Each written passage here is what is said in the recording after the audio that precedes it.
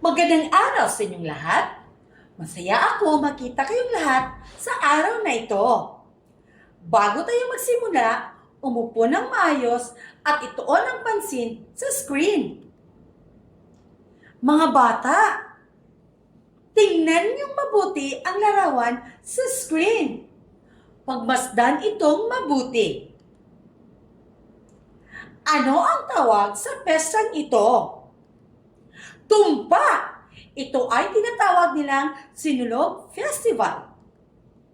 Sino naman ang makapagsasabi kung saan nagmula ang piyestang ito? Tama! Sa Cebu City, nagsimula ang pistang ito. Sa anong buwan ipinagdiriwang ang Sinulog Festival? Napakagaling! Ipinagdiriwang ito tuwing Enero. Sa palagay ninyo, bakit mahalaga ang ganitong piyesta? Mahusay! Ito ay nagpapakita ng kultura at tradisyon sa isang lugar. Kung ang sinulog ay kumakatawan sa kultura ng Cebu City, ngayon ay tutuklasin naman natin ang isang bagay na mahalaga at malapit sa ating puso. Ang ating sariling kultura dito sa lungsod ng Osamis City. At kung paano natin ito maipapahayag sa pamamagitan ng sining ng teatro. Sa pagtatapos ng aralin, kayo ay inaasahang una, makilala ang mga kaugaliang pangkultura at piyesta sa lungsod ng Osamis. Pangalawa, masuri ang pagpapahalaga at paniniwalang nakapaloob dito. At pangatlo, makapagtanghal ng isang maikling dula na sumasalamin sa ating lokal na kultura. Handa na ba kayo mga bata? Isa sa pinakamahalagang pagdiriwang sa lungsod ng Osamis City ay ang Pirangat Festival. Ito ay dating kilala bilang Subayan Keg Subanen Festival. At ipinagdiriwang ito tuwing ika-16 ng Hulyo bilang bahagi ng piyesta sa lungsod. Mga bata, ano sa tingin ninyo ang kahulugan ng salitang pirangat? Tama!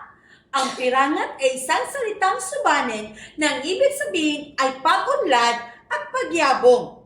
Ito ay sumisimbolo sa paglago, pagkakaisa at kaunlaran ng lungsod ng Osamis. Ang Pirangat Festival ay may 4 na mahalagang layunin. Una, pagdiriwang ng kulturang subanen. Pagbibigay parangal sa kanilang sayaw, musika at tradisyon. Pangalawa, pasasalamat para sa mga biyaya at tagumpay ng komunidad.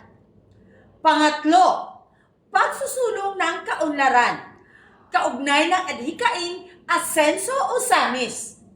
At pang-apat, pagkakaisa, pagpapatibay ng pagmamalaki ng sariling kultura. Kaya, ang pesta ay hindi lamang aliwan, ito ay nagsasalaysay ng ating kultura. Ngayon, tignan naman natin ang mga elementong ginagamit sa piyesta. Tinutulungan tayo ng sining ng teatro na ipahayag ang kultura gamit ang iba't ibang sangkap. Una, mga instrumento. Mga instrumentong kawayan at agong. Pangalawa, mga kasuotan. Nangingibabaw ang kulay itim, pula, at dilaw na isinusuot ng lalaki at babae. Pangatlo, props. Isa sa pangunahing gamit ay ang dahon ng niyog o tinatawag nilang lukay. Ang mga elementong ito ay nagbibigay saysay at pagiging tunay ng pagtatanghal. Upang mas maunawaan ninyo, manood tayo ng isang maikling video ng Pirangat Festival 2025 kung saan nanalo ang Ozamis City National High School bilang third runner-up at Best in Costume.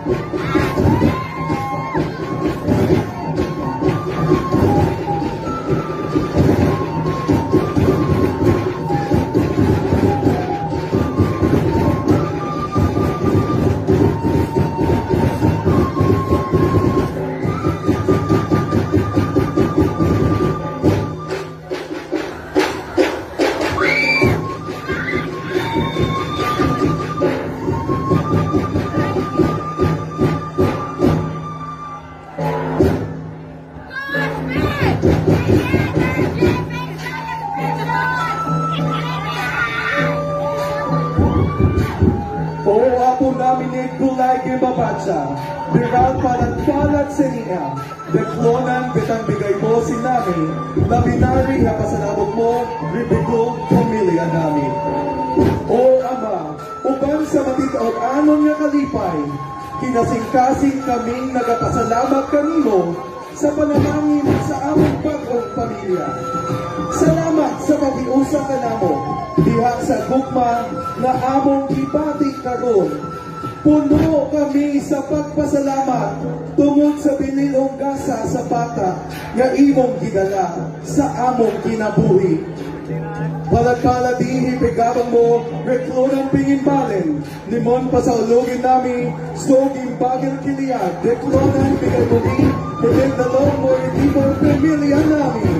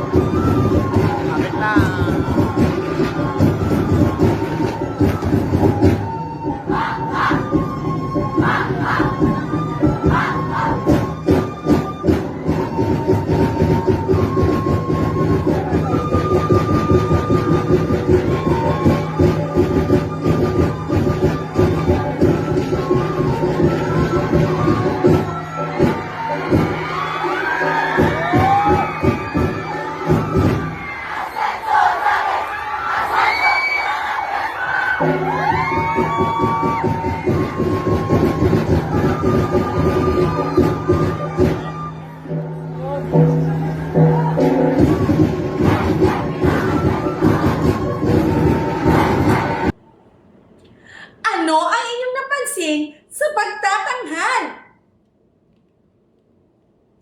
Napakagandang obserbasyon. Ipinapakita ng kasuotan at galaw ang kultura, pati na rin ang pagkakaisa, paggalang sa tradisyon at pagkamalikhain. Pinapakita din kung paano nila isinasagawa ang isa sa ritual na pagdiriwang o pasasalamat. Nakuha mga bata?